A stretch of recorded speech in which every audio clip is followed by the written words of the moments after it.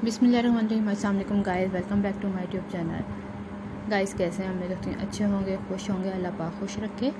सो बस आज भी अली फार्मेसी लाइफ लाइन पे बहुत ही ज़बरदस्त इन्फॉर्मेटिव वीडियो लेकर आई हूँ। आज की इस वीडियो में आपको बताने जा रही हूँ डाइपर टैबलेट, जो कि 25 mg ये टैबलेट है। 14 टैबलेट का ये पैक है। इसको किस कंडीशन ऑफ टर्म में डॉक्टर रिकमेंड करते हैं। बिफोर जिस पेशेंट्स को शुगर की शिकायत हो, हाई ब्लड शुगर हो, उस कंडीशन में डॉक्टर रिकमेंड करते हैं। और आपको लेना कैसे इस टैबलेट को, आपने डेली का एक टैबलेट लेना है आधा घंटा पहले खाने से पहले।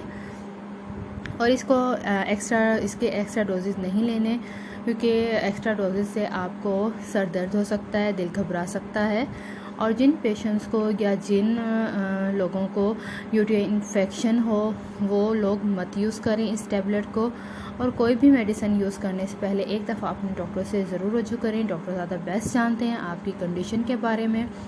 आपको डॉक्टर ज़्यादा अच्छा बता सकते हैं कि आप इस टैबलेट को किस तरह ले सकते हैं, कितने दिन यूज़ कर सकते हैं।